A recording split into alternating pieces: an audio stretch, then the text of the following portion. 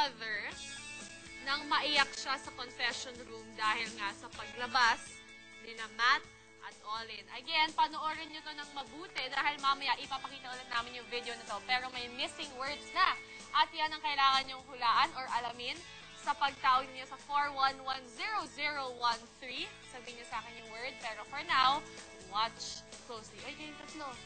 Ang gulo nyo. Manood kayo. Tapos i-guess nyo din. Watch closely.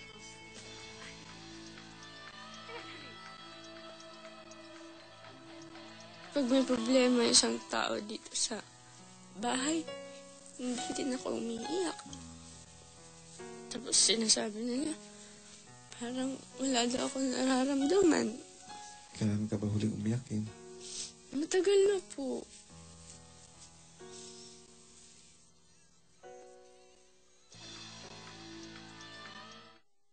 Siyempre, pagpasok si Mikey sa loob ng bahay, isa sa mga una naging highlights niya, ang pag-amin niya na crush niya si... Kasi nalaman na ito, Kim. At siyempre, sinabi ni Kim na crush niya si Mikey. Sabay na pumasok sina Mikey at Kim sa loob ng bahay ni Kuya. Unang araw pa lang, nakisama na. Ano mga pangalan niyo? Niya. Gerald. Gerald. Mikey. Sinabi niya agad kung sino ang kanyang crush. What's your name? Kaya naman agad na nagkalapit ang loob ni na Mikey at Kim. Parang pag kuwari, tahimik lang ako. Hindi mo mapakali. Ano mo bakit? Kasi ano eh, sinasayangan ako sa oras ko dito. Parang pag wala akong ginagawa. Parang, hindi yung nasasayangan ako na sayang naman. Yung pag wala akong ginagawa, nasasayangan ako. Bakit wala ka pang girlfriend? Hindi ka talaga siniswerte. Bakit? Ilang beses ka naman nabasted? Itinago niya ang tunay na nararamdaman. Halatang nasasaktan, pero nagbigay si Mike. Nadibati pa kami ha, para sa'yo ha. Ano bang? Wala na eh. Basta. Ha? Sabihin, parang klaro na. Oo, wala na eh. Wala na. Basta alam mo na yun. Mapagmahal Ang sinabi ni Kim nang sumama ang loob niya at nalungkot siya ng pag-alis ni Matt ni Olin sa bahay ni Kuya. Pag may problema isang tao dito sa bahay, hindi din ako umiiyak. Tapos sinasabi nila, parang wala daw ako nararamdaman. Kailan ka ba huling umiyakin? Matagal na po.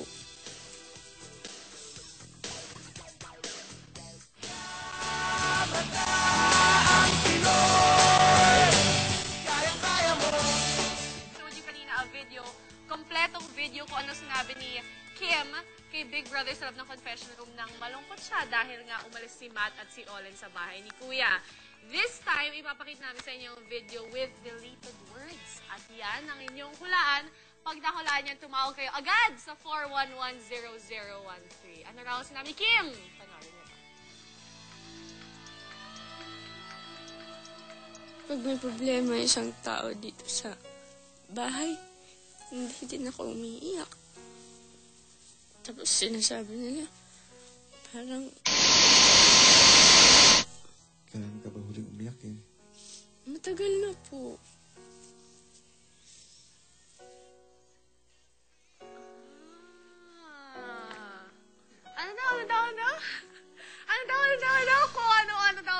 Ano daw, sinabi ni Kim. Yan ang kailangan niyong sabihin sa akin at tumawag kayo sa 4110013 para manalo kayo ng mga prizes. Alright? Pero kay Kim nga, in fact, sinabi niya na super good friends sila ni Gerald. Sinabi niya kanina yung best friend sa bahay, si Fred at si Gerald. Pero now, more than ever, I think sila ni Gerald ang magkasama dahil din mas matagal silang nagkasama na silang dalawang boys sa loob ng bahay ni Kuya. And kanina, nandun sila. Nag-workshop sila together, bumisita pa sila sa mga tapings, ganyan. Talagang best friends sila ni Gerald. And as for Kim, she is currently on her 8-day paradise tour. So Kim, wherever you are, enjoy. Speaking of Kim, anong araw ang sinabi ni Kim nang sumama ang kanyang loob at nalungkot siya dahil sa pag-alis ni Matt at ni Olin? Yun, kung yan, pwede kayo tumawag sa 411. Problema isang tao dito sa bahay. Hindi din ako umiiyak. Tapos sinasabi nila, parang wala daw ako nararamdaman. Kailan ka ba huling umiyak eh? Tama ka nga. Good job, Michael. Congratulations. And please stay on the line para malaman mo kung paano makuha ang iyong prize. Thank you for calling. Michael? Hello? Hello, Monica. Ay! Rick Jamster! Kumusta naman yun? Bakit ikaw na yung kausap ko? Hello? Hindi ako si Jefferson. Ano ba? Alam mo, ang gulo nyo, guys. Ginugulo mo yung mga viewers natin. Hello? Hello. Tulog na lang. Hello? Hello? Gusto ko na ikwento name ni Mitch kay Zanjo na Zanji Wanji na tawag din ni Inday kay Zanjo, di ba? May crush si Inday kay Zanji Wanji, pero pinetchay din niya o kinonaive din niya si John Parts. Tawag niya kay John Parts. At sabi niya, John, ikaw hindi kita type kasi maliit ka. Pero humingi siya ng autograph picture ni John Pratt. So, Inday, hello and good night to you. Siguro natulog ka na ng mahimbing ngayon. Yan, it's ng Pinoy Dream Academy. So, kung mag-audition kayo doon, yes, yun na ang bahala kung muna kung saan kayo. Kung sa Dream Academy ba kayo? Or sa Pinoy Big Brother. Thanks, guys. Again, plug your show. Tomorrow will be on SM South Mall.